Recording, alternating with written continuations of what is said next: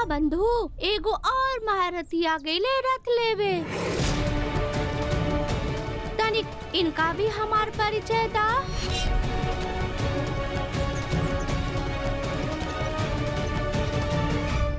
ई कौनो संतरी मंत्री नहीं के मारुति, कौनो भयानक योद्धा लागता। तनिक ध्यान से देखा, हमार कमर से चौड़ा एकर कलाई बा। भयभीत ना हो खा बंधु, हम बानी ना। हमार माता कहली बंधु कि क्रोध से जन्म लेवेला पाप और पाप से पतन। मिनती बा आपसे कि क्रोध के भूल जाएं और ये रथ के भी। ये दुस्साहस के का परिणाम हो सकेला, ये तो सोच भी ना सकेला। तो के ज्ञात भी बा कि हम के बानी। जाना तानी तना, परंतु हम इतना समझ गइल बानी कि आपके अपना बल पे बहुत ही अहंकार बा।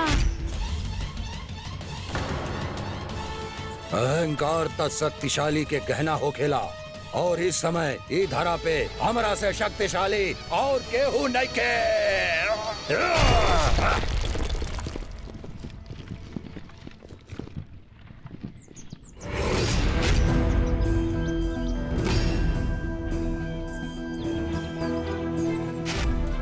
जय हनुमान ज्ञान गुण सागर, जय कबीर सिद्धि लोक उजागर। रामदूत अतुलित बल धामा, अंजनी पुत्र पवन सुत नामा। वीर विक्रम बजरंगी, कुमति निवार सुमति के संगी। क्षमा करी, परंतु हम आपके बात ना मान सके नहीं। काहे कि सबसे शक्तिशाली था हमार महाराज बाली बानी।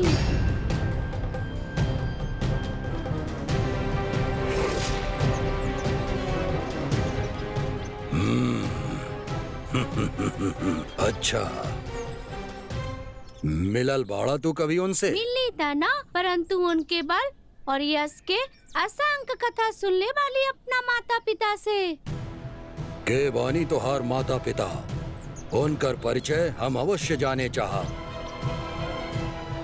जे हमार रथ चुरावे के दुस्साहस कैलेस।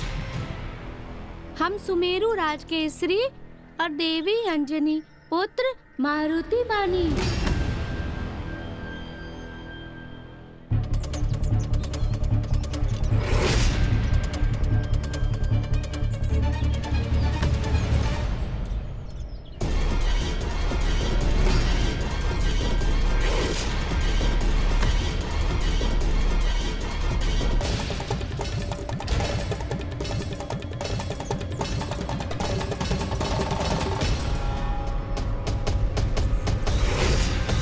अंजनी और केसरी के पुत्र तहार सिंहासन खातिर संकट उत्पन्न कर सकेला। उ जन्म ले उसे पूर्व ही ओकर अंत के प्रबंध करता।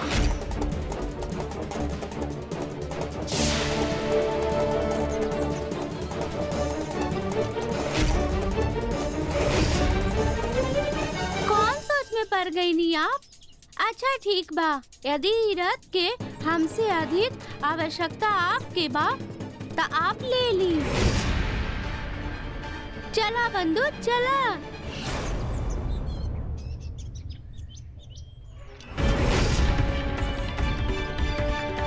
हमार परम शत्रु मारुति, तो के ही त ढूंढत रहनी हम।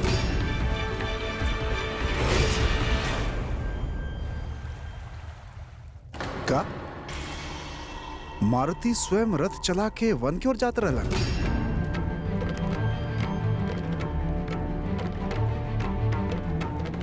आपके भली भांति ज्ञात बा कि क्षेत्र कितना असुरक्षित बा, फिर भी आप राजकुमार मारुति के रोके के प्रयास ही ना कईनी। क्षमा स्वामी, राजकुमार मारुति जे गति से रथ चलावत रहले, हम बूढ़ा खातिर उनके रोकल असंभव रहे। इससे पहले हम उनके वन्य पशु के बीच में पशु ही नहीं, घटक मगरमच्छ और घड़ियाल से भरल पूरा क्षेत्र बा। ना जाने मारुति कोना दशा में हुई है।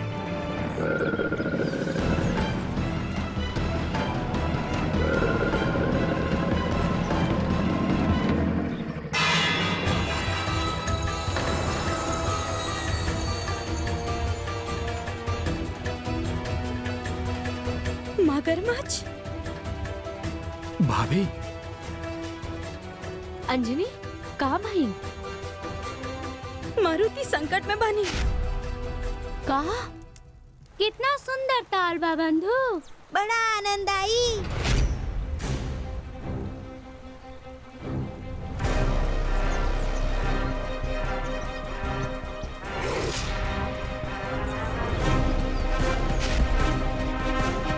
ऐसे अच्छा स्थान का होखी अपना मार्ग से ही काटा के हटावे के।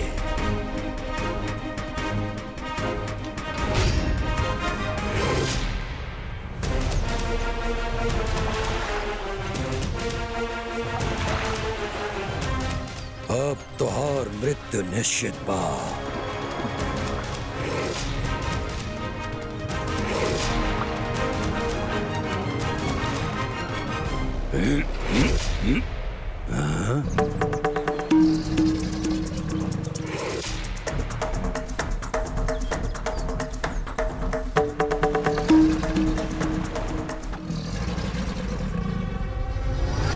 चला खेला जा।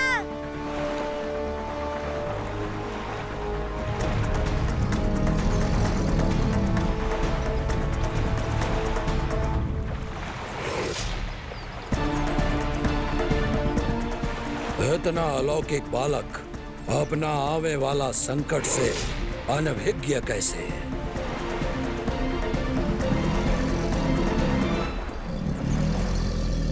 हमार प्यारा भतीजा बस कुछ ही क्षण में भूखा मगरमच्छ के भोजन बन जाए।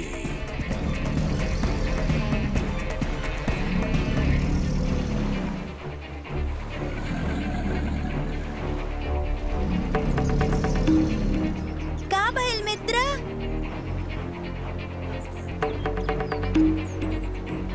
घर लौटत पानी बंधु माता प्रतीक्षा करत होखिए।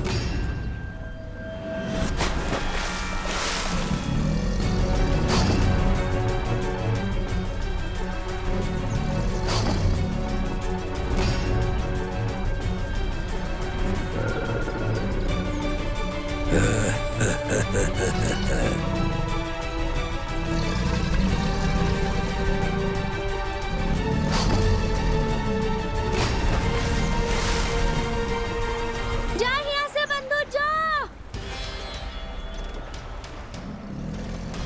हमार मित्र परिवार कइला ना तू अभी रुका बतावत बानी।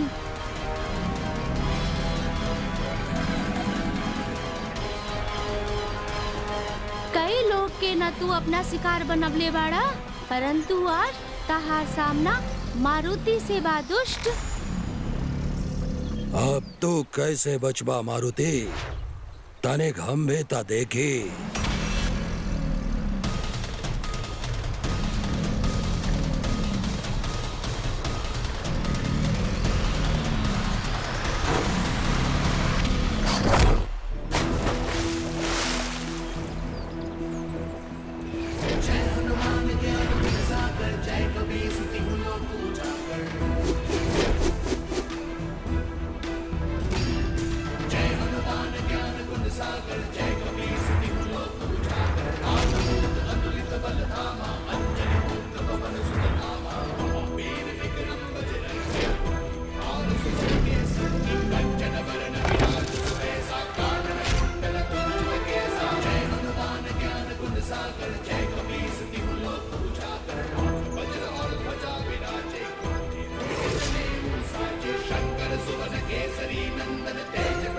देखला बंधु कैसे वो मगरमच्छ के पूंछ के पकड़ के घुमैनी हम। मित्र चला घर चलत बानी। ही नन्हा सा बालक इतना भयानक मगरमच्छ के एक मूसक बना के फेंक दिलस।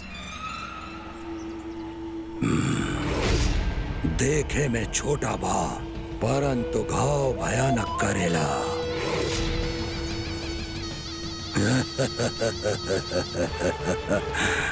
परंतु हम भी महाबली बाली बानी। जब तक हम ही बालक के अंत ना कर दी हम शांत ना बैठा। बचाए लेला तू मारुति। आज तो स्वर्ग यात्रा के योग बन गए रहे हमार। ओ त तू हमके महाराज कह दिला बंधु। ए खातिर तोके बचावे के पड़ल, काहे कि राजा के कर्तव्य होखेला प्रजा के रक्षा करल। तू चाहे कितना भी उपहास करा, परंतु हमके पता बा मित्र कि तू हमरा से कितना प्रेम करेला। अब देखिया, हम ऊंचा सुमेरु में डंका बजा देव तुहार नाम के कि हमार मारुति कैसे पछाड़ देलन मगरमच्छ के। ना ना बंधु, माता के ज्ञात हो गई कि हम मगरमच्छ से टक्कर ले बानी, तब महल से बाहर निकलल बंद हो जाई और हम महल में ही खेलत रहब। बात तो उचित बा तुहार मित्र। खेल कूद सब बंद करवा दी है रानी माँ। ठीक बा, हम केहू से कुछो ना कहो। अब घर चली बंधु, माता मार्ग देखत होखिए।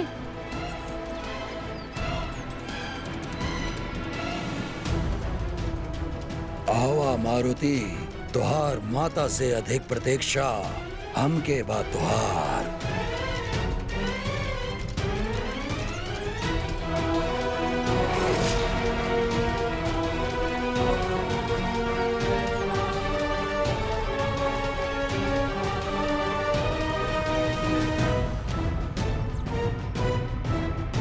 मारुति, बंधु,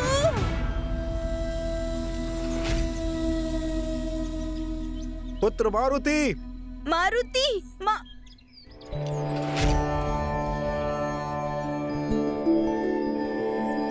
मारुति।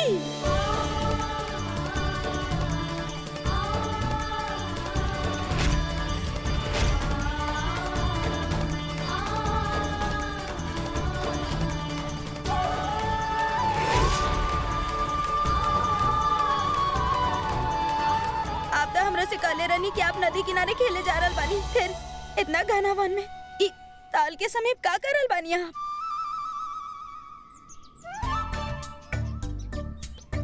माता वो हम खेल खेल में यहाँ पहुँच गए नी, ध्यान ही न रहल है ना बंधु। हाँ, और यहाँ तो एक को गोभी मगरमच्छ नहीं खे।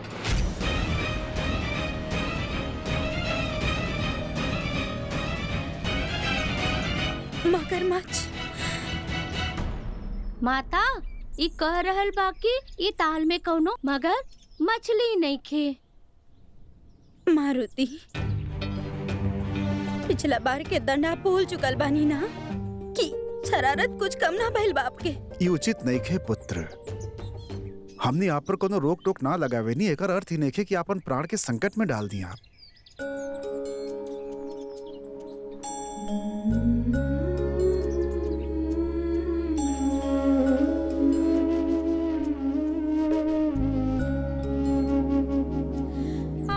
हम आप सबके चिंता में डाल देली, क्षमा करी माता। हमार कारण आपके अश्रु बहे, हमके दंडित करी माता। अंजनी, क्षमा कर दी ना हमार मारुति के।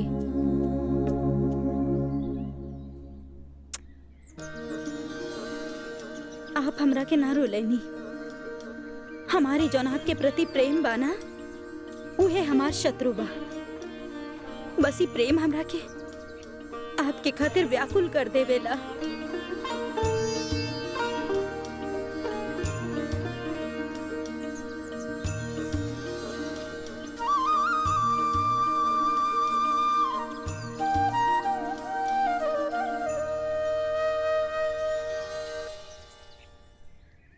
पारिवारिक मिलन के ऐसन दृश्य आहा।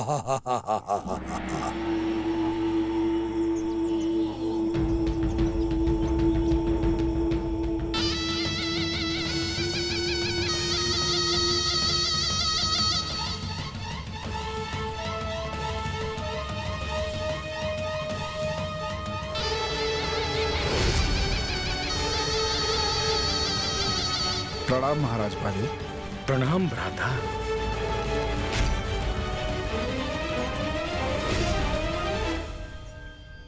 ई महाराज पाली बानी।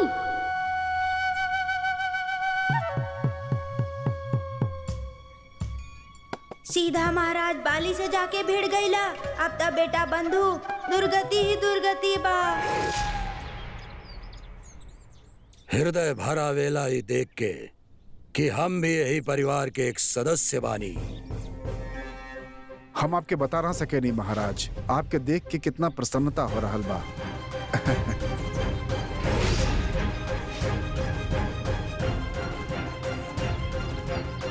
स्वागत बा आपके।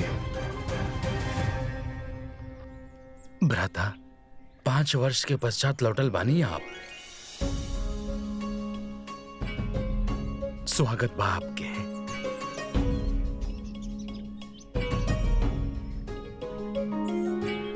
केहू और भी बा जे आपसे मिले खातिर बहुत उत्सुक बा महाराज।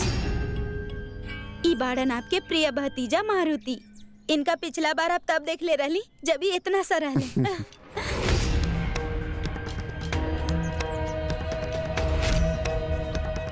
इतने में ही एक वध कर दिहले रहती ता अच्छा होकर।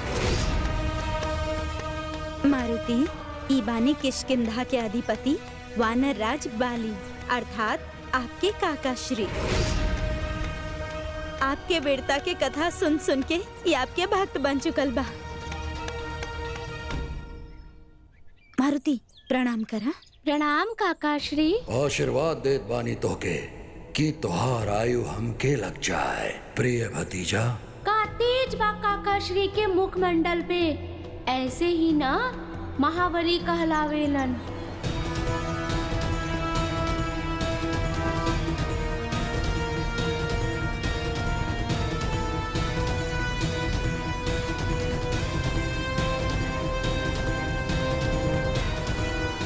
ऐसन मृत्यु देख तो के बालक कि बाली के कौनो शत्रु फिर आंख उठा के न देखी किष्किंधा के सिंहासन की ओर।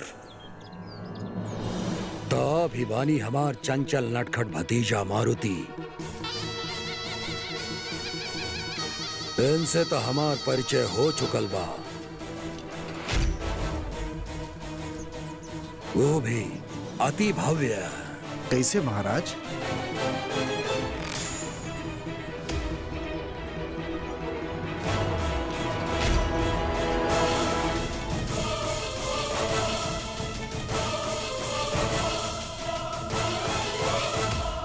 हम सुमेरु आवत रहनी, आप सब से मिले, सोचले रहली साथ में किष्किंधा जा, परंतु मार्ग में केहू हमार रथ चुरा लिहलेस। गइल भैंस पानी में।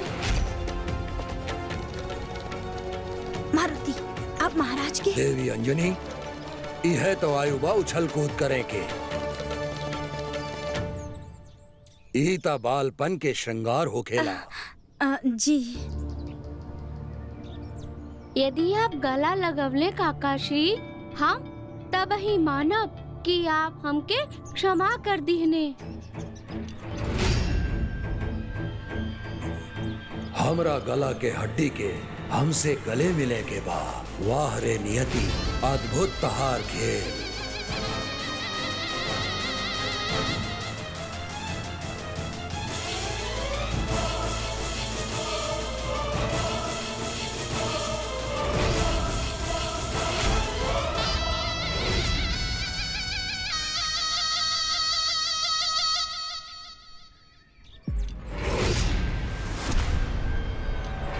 महाबली बाली काका स्वयं हमके गले लगवने, ये दिव्य क्षण हम कबो ना भूलब।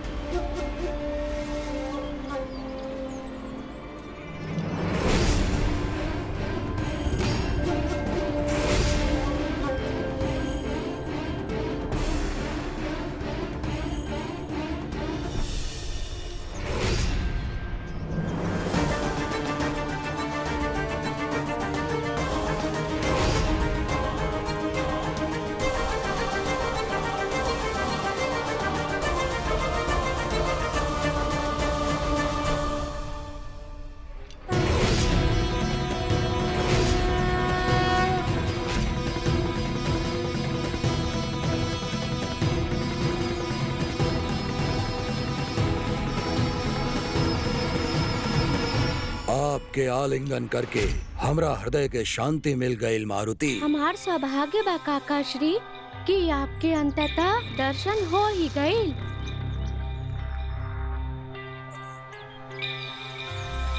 काका श्री आपके विशाल गदा हमार मन मोह लेलस। हम तो चाहत बानी कि आपके ही से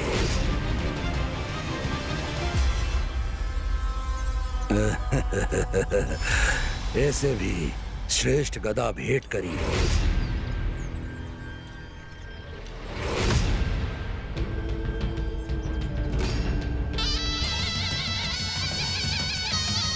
एक बार तू हमके एकाकी में मिल जा मारुति, ही गदा के एक प्रहार से तोहार नाश न कर दिली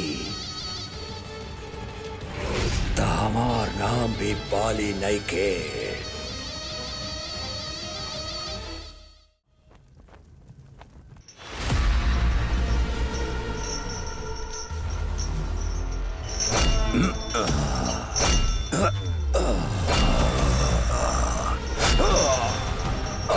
केवल इतना ही बल बा तोहरे भुजा में, मार और अधिक पीड़ा दे हमके ताकि कौनो अस्त्र हमके भेद ना पावे। अजय बन जाई हम सब पर अजय बाली।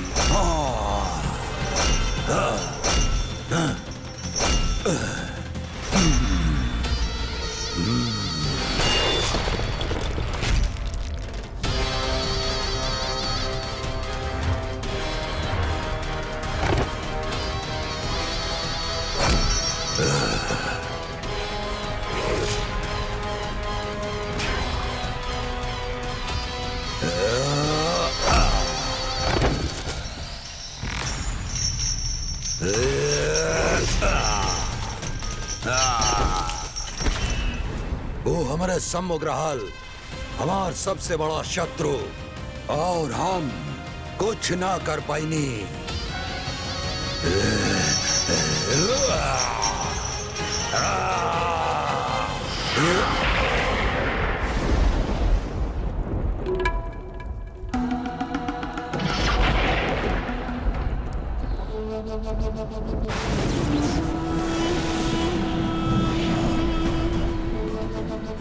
प्रणाम पिताश्री। आयुष्मान भव पुत्र। रौद्र रूप आप पे जचेला पुत्र। क्रोध महाबलियन के आभूषण होखेला। क्रोध से ज्यादा कुंठा बा पिताश्री। एगो नन्हा सा बालक हमरे चिंता के विषय बन चुकल बा। बड़ा बड़ा महारथियन के परास्त कैले बानी हम, परंतु उन सब से अधिक बलशाली बा। होई बलशाली, किंतु आपके पास ऊ बा जे ओकरा पास नहीं खे।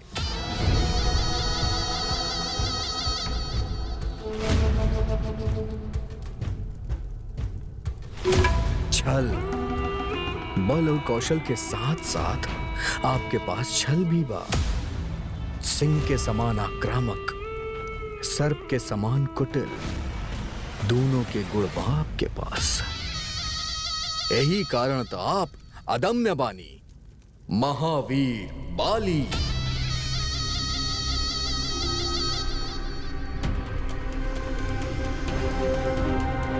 वो बालक के दुर्बलता के लाभ उठाई।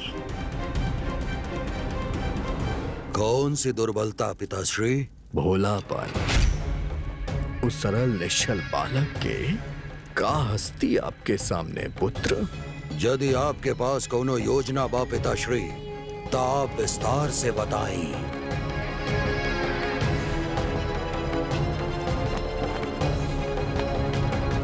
यक्षराज कुबेर के गदा।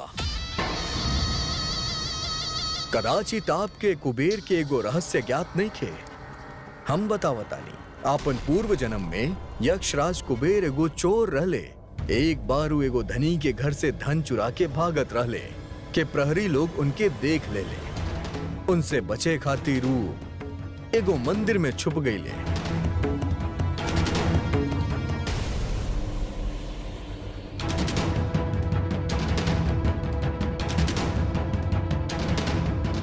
परंतु महादेव की ऐसन महिमा के नास्तिक कुबेर के मन में भी शिव भक्ति जाग उठल। वर्ष उस शिव के आराधना में काट देले। संयोग से उस दिन शिवरात्रि रहे। कुबेर के भक्ति से प्रसन्न होके महादेव उनकरा के दर्शन देले और ई वरदान देले, ई जन्म के दिन ही तू अगले जन्म में यक्षराज कुबेर बनबे। वरदान के साथ साथ महादेव यक्षराज कुबेर के एगो दिव्य गदा भेंट कैले।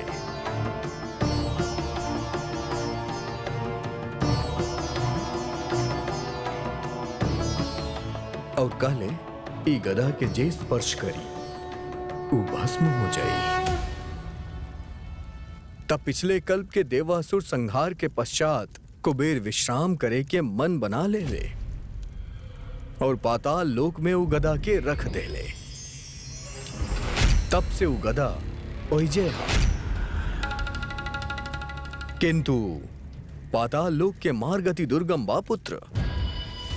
किंतु गदा के ख्याति ई प्रकार प्रचलित हो चुकल रहे कि बड़ा बड़ा शूरवीर वो गदा के पावे खातिर कुछो भी कर सकत रहले।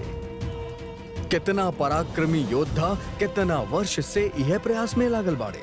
ओमे से एक दो यदि ई घातक मार्ग के पार कर अंत तक पहुंच भी जाले तो गदा के स्पर्श करत ही ओकर भी अंत हो जाला।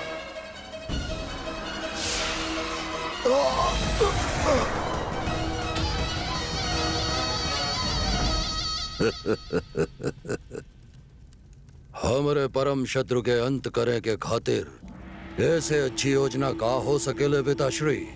कौनो तो वक्र विचार आयल बा आपके मन में पुत्र।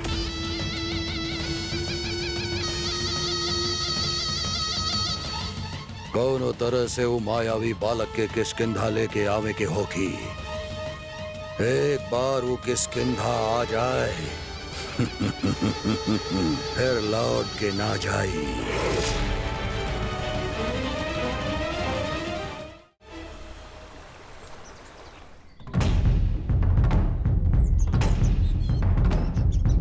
सुना सुना सुना, प्रजापालक महाराज बाली एगो महान प्रतियोगिता के घोषणा कैले बाड़न और ये प्रतियोगिता के नाम बा सर्वश्रेष्ठ गदाधारी के। एकरे विजेता के श्रेष्ठ बानर वीर के उपाधि त मिली ही और ओकरे अतिरिक्त महाराज बाली के हाथ द्वारा पुरस्कृत भी कैल जाई। सुना सुना सुना। माता पिताश्री, माता पिताश्री। माता आप सुन ली? शांत हो जाएं पुत्र, पहले श्वास तो ले ली। बाली काका श्री जे प्रतियोगिता रखवैले बाड़न, हमके देखे के बा। हमके योद्धा के समीप से देखे के बा पिताश्री। कैसे वो गदा चलावेलन, उनकर कौशल, उनकर शैली। संभव बा के बाली काका स्वयं आपन कला के प्रदर्शन करे। आप तक कहले रहलन हमके भी उनकरे समान एगो महायोद्धा बने के बा। अवश्य पुत्र। परंतु मारुति, किष्किंधा में जे गदा युद्ध बा, गदा युद्ध में हमार पुत्र के रुचि देख के हमके लगा था कि इनके जाए की अनुमति देवे के चाहिए। स्वामी इनके सीखे खातिर ये अच्छा अवसर होखी देवी। हमने के पुत्र अब बड़ा हो चुकल बाड़न, ये अकेला भी जा सकेलन। अकेला? बाना मारुति। जी पिताश्री। हम आपके अकेले कैसे जाए देवे इतना दूर? निश्चिंत रही माता, उ सब आपन ही तबाड़न। हमार ध्यान रखे खातिर सुग्रीव काका, रूमा काकी, तारा काकी और हमार सबसे प्रिय बाली काका श्री। आज बाली के गदा के सम्मुख जे केहू भी आई ओकर अंत निश्चित बा।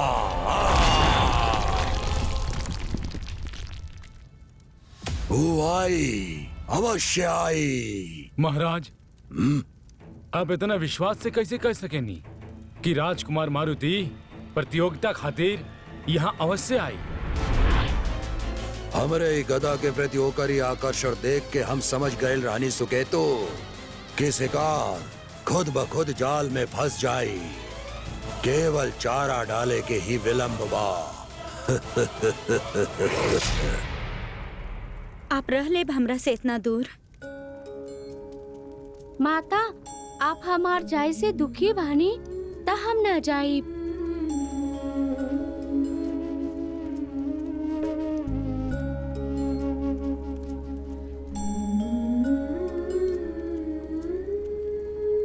मारुति,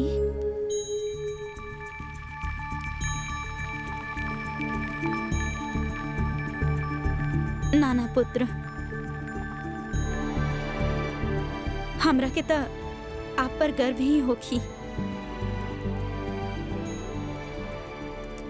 हमरा के भी तो समझे के होखी ना कि हमार मारुति अब बड़ा हो चुकल बाड़े, अकेले कहीं भी आ जा सकेनी। आप जाई, परंतु शीघ्र ही लौट जाई। धन्यवाद माता।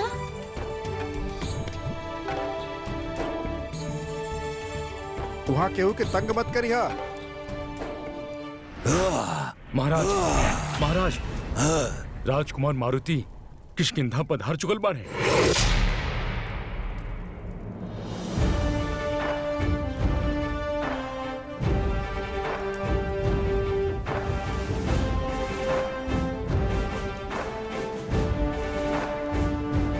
अच्छी बात बा सुकेतु। देखिया, अब किष्किंधा में ही बनी होकर समाधि।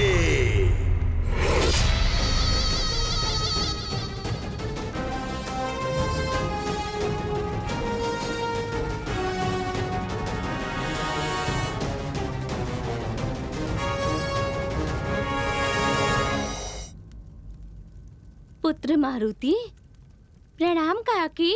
प्रणाम रोमा काकी। प्रणाम। मारुति, किष्किंधा में आपके स्वागत बा मारुति। जगन मगन बंधु आप सब कर भी।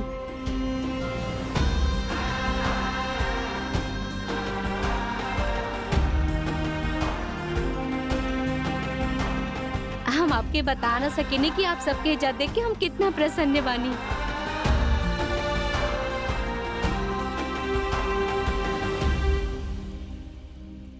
मारुति, का ढूंढ रहल बाड़ा आप? काकी, बाली काका कहाँ बानी? अर्थात आप यहाँ खाली अपन बाली काका से मिले आइल बानी ना? हमके पता रहे हमार मारुति हमसे मिले आइल बानी। गधा प्रतियोगिता ओकरा खातिर हम आइल बानी किष्किंधा। मारुति, आप तो हमार हृदय ही तोड़ देला। जोर भी देव रोमा काकी, यदि आप हमके प्रतियोगिता दिखावे गई नी ता बार बार गधा ई गधा के रट लगेले बाड़े हमार मित्र। उचित बा, ले चलब हम आपके प्रतियोगिता में। पर आप सभी अभी लंबी यात्रा से आइल बानी ना? भोजन करी, कुछ समय विश्राम करी, फिर ले चलब। पहले गधा प्रतियोगिता, फिर भोजन, फिर विश्राम। चली ना काकी, चली ना काकी। शत्रु पे भारी जो सदा, महाराज बाली के गदा। शत्रु पे भारी जो सदा, महाराज बाली के गदा। शत्रु पे भारी जो सदा, महाराज बाली के गदा। शत्रु पे भारी जो सदा, महाराज बाली के गदा। शत्रु पे भारी जो सदा, महाराज बाली के गदा। शत्रु पे भारी जो सदा, महाराज बाली के गदा। शत्रु पे भारी जो सदा, महाराज बाली के गदा। शत्रु पे भारी जो सदा। महाराज बाली के गदा। स्वागत बा परम शत्रु। ई पूरा खेल केवल तोहरे खातिर रचल गइल बा। ऐसा भव्य दृश्य हम आज तक न देखनी। महानायक होके तब बाली काका जैसन। एक दिन यही प्रकार हमार भी जय जयकार होखी।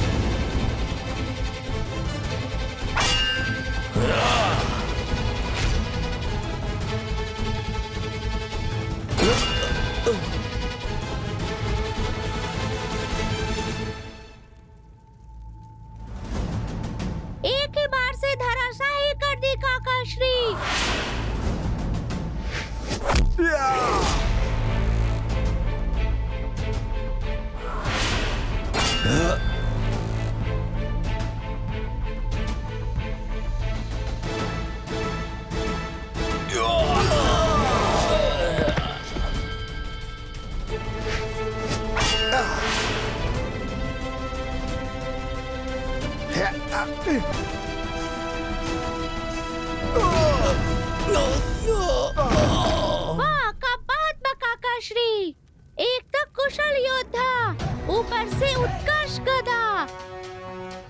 वाह, आनंद आ गईल। शिकार स्वयं चल के जाल तक आ गईल बा, अर्थात हमार योजना के पहला चरण सफल रहल। बल और गदा के प्रति वानरन के जौनी आकर्षण बा बड़ा ही प्यारा बा। कदाचित मारुति के गदा प्रेम भी वही के परिणाम बा। गदा के प्रति ऐसन आकर्षण जैसन मारुति के बा ऐसन केहू और के ना। काहे कि वानर गदा के प्रयोग लड़े और जीते खातिर करेले, परंतु मारुति की गदा प्राप्त करे के अभिलाषा उत्पन्न भइल बा उनके सेवा भाव से। वो सदैव अपन गदा केहू के मारे खातिर ना, अपितु रक्षा करे के उद्देश्य से ही उठाई है। मारुति के जीवन के यह अभिप्राय बा और समय के साथ ये बोध भी उनका भीतर जागृत हुई।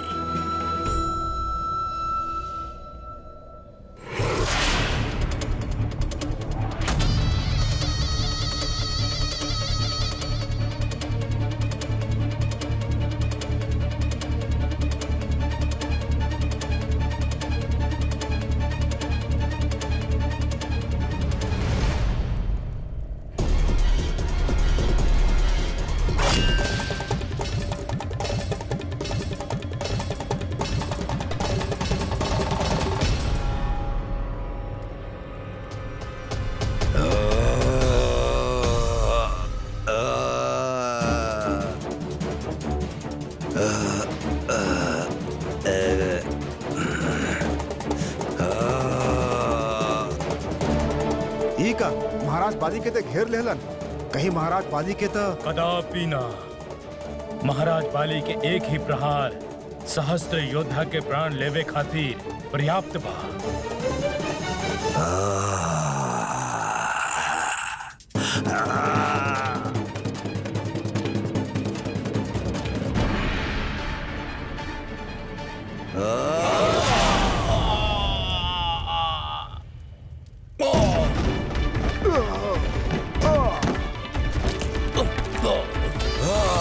शत्रु पे भारी जय सदा, महाराज बाली के गदा। शत्रु पे भारी जय सदा, महाराज बाली के गदा।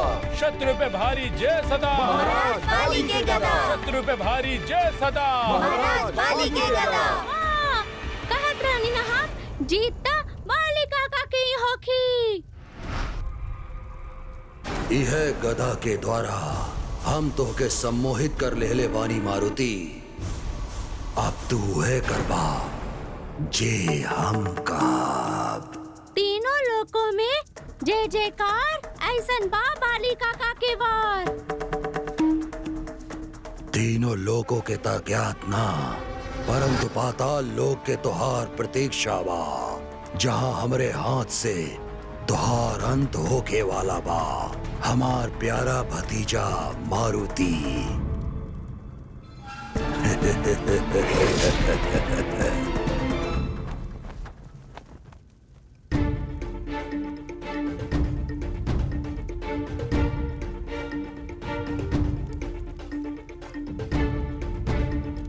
बाली काका, आप कब गधा चलावे सीखने? मारुति, भोजन करत समय बात न करल जाला। बाली काका, आप हमके गधा चलावल कब सिखाए? ओकरे खातिर सर्वप्रथम आपके अनुशासन सीखे के होगी। सीख ले, बतावा का करे के बा? आपके स्थिर होके बैठे के बा हमरे साथ और आपन भोजन समाप्त करे के बा। फिर हम चलब ना? मारुति, अभी आप छोट बानी ना, यहीं से बाली भैया से पूर्व आप हमसे परीक्षण ले ली। यदि आप गदा युद्ध में इतना पारंगत बानी तो आपकी प्रतियोगिता में भाग लेवे की चाहत रहल। देवी हम गदा चलाए ले भी और गदा चलाओ के शिक्षा भी देवी ले। यदि अगर हमार नन्नू मारुति हमसे गदा चलाओ के परीक्षण ले लें तो इनसे सर्वश्रेष्ठ गदाधारी केहू हो ही ना सकेला। काहे मारुति? ओकरा खातिर त हमके काका श्री के पराजित करे के होखी।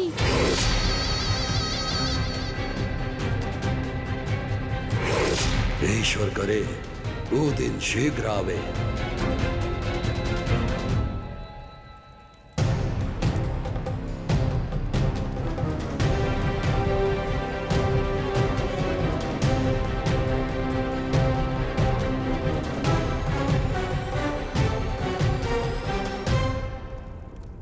मारुति कहाँ?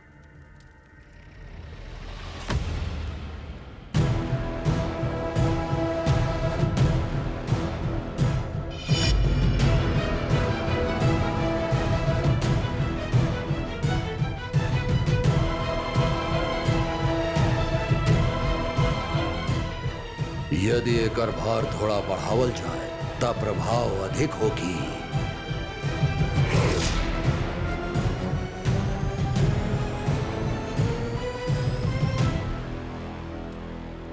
आजा बालक, आजा।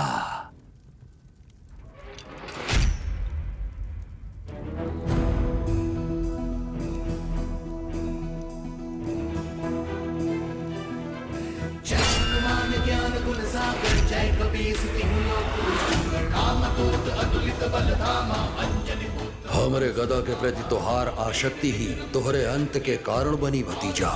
के संगी